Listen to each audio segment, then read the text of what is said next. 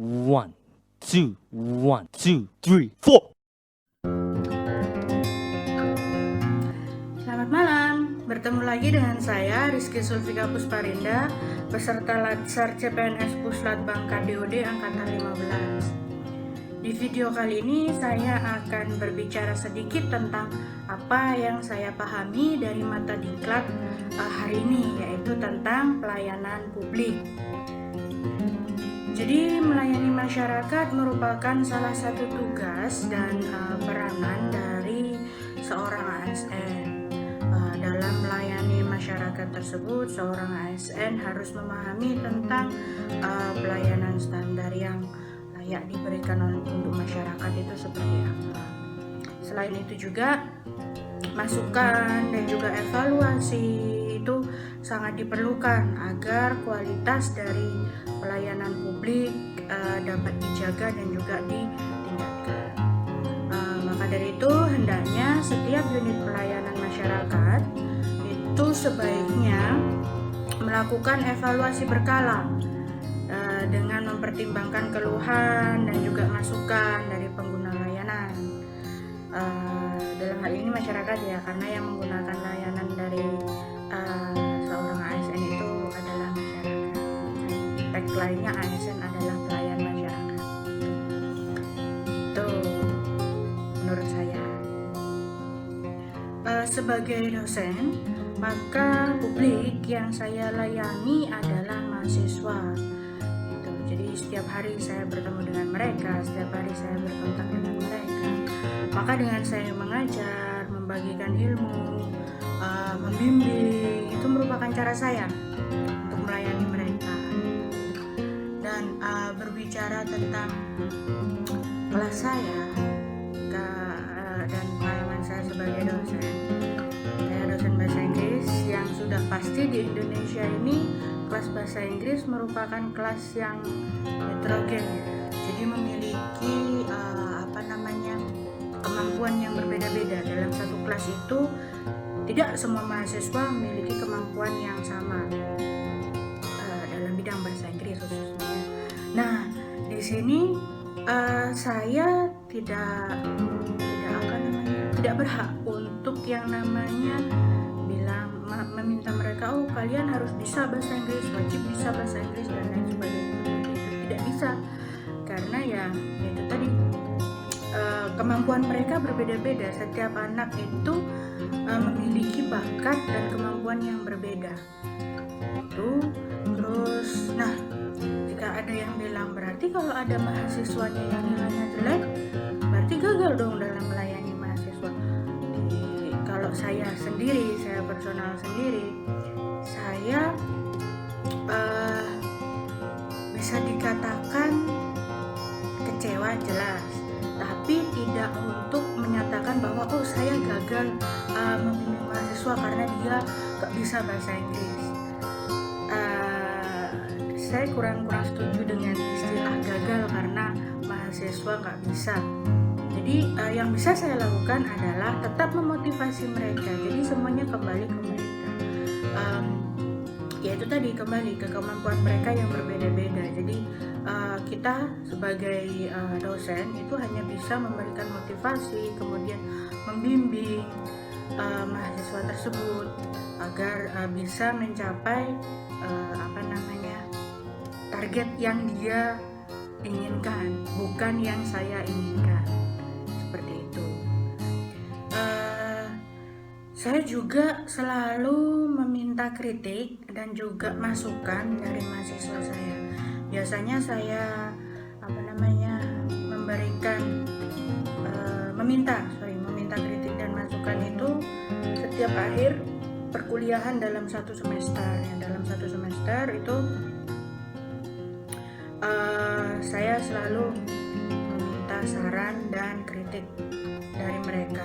Ini saya lakukan agar saya bisa mengetahui kekurangan dari kegiatan pembelajaran yang saya lakukan di kelas itu seperti apa. Kemudian saya bisa memikirkan selanjutnya dan juga mempertimbangkan selanjutnya yang harus saya lakukan itu seperti apa, sehingga saya bisa memberikan pembelajaran di sini adalah pelayanan yang baik terhadap mereka. Ada satu pengalaman yang pernah saya alami di waktu itu di tempat umum. Saya lupa tempatnya di mana, tapi saya hanya ingat momennya saja. Tiba-tiba saya didatangi oleh seorang perempuan muda. Kemudian dia menyalami saya dan menyapa, bilang, "Miss, lupakah dengan saya?" Saat itu saya ya jujur saja saya lupa siapa dia gitu. Kemudian dia bercerita, "Saya mahasiswanya Miss di jurusan ini," gitu. Nah, baru di situ saya ingat, oh iya, saya dulu pernah mengajar kelas dia. Kemudian dia bercerita bahwa saat ini dia sudah mendapatkan pekerjaan yang dia inginkan, yang dia targetkan gitu.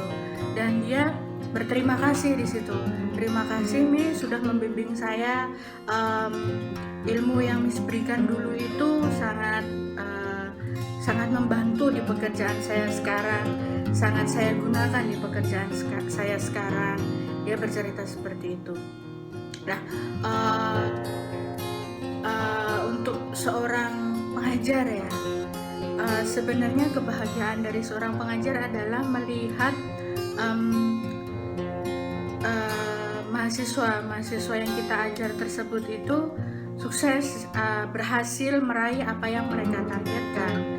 Itu merupakan suatu kebahagiaan ya. Jadi di situ pada saat itu tuh saya merasa terharu dan juga bahagia. Meskipun saya memberikan sedikit kontribusi bagi dia, tapi dia tetap mengingat apa yang saya berikan. Seperti itu. Ada juga mahasiswa di lain jurusan yang pada saat itu dia masih proses untuk ujian TA. Nah, si mahasiswa ini menemui saya, kemudian dia bercerita, "Miss, saya ingin cerita sedikit, Miss, ingin curhat sedikit." Akhirnya ya saya berikan waktu ya untuk dia bercerita. Dia bilang seperti ini, "Miss, maaf ya Miss, dulu waktu awal-awal semester saya tidak mengikuti perkuliahan Miss dengan baik. Tapi untungnya setelah akhir-akhir semester itu saya bisa mengikuti perkuliahan Miss. Dan akhirnya sekarang saya diterima di perusahaan A." Tuh, maaf saya nggak bisa menyebutkan perusahaannya. Dan saya cukup kaget di situ karena dia pada saat itu dia belum lulus, dia masih melakukan proses untuk ujian TA, ujian tugas akhir, dan dia sudah diterima di perusahaan internasional. Jadi perusahaan ini merupakan salah satu perusahaan cabang dari perusahaan di Australia, dan perusahaan ini cukup mempunyai nama besar di Kalimantan Timur, dan dia diterima di situ ketika dia belum lulus, dan juga dia bisa melewati salah satu prosesnya, yaitu wawancara. Dan pada saat itu wawancaranya yang digunakan adalah wawancara bahasa Inggris, dan di situ dia merasa bangga. "Saya bangga Miss, akhirnya saya bisa keterima dan saya bisa bekerja di perusahaan itu." Jadi ya itu suatu hal yang bagi saya pribadi mengharukan ya, sama seperti yang kasus pertama tadi, membahagiakan. Seperti itu. Jika dikaitkan dengan pelayanan publik, di situ saya merasa bahwa pelayanan yang saya berikan ini sudah memberikan dampak bagi mereka, entah itu dampak kecil kah atau dampak besar kah. Jadi intinya saya sudah memberikan kontribusi terhadap target yang mereka ingin capai.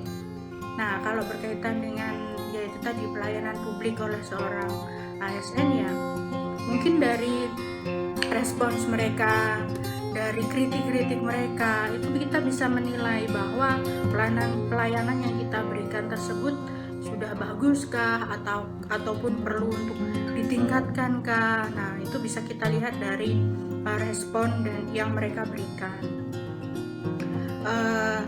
Saya rasa cukup sekian pemahaman saya tentang pelayanan publik. Jadi intinya di sini adalah sebagai pelayan masyarakat kita harus memberikan pelayanan yang profesional dengan standar tinggi, dan juga kita harus mampu harus bisa menerima masukan, kritikan dari publik atau masyarakat yang kita layani.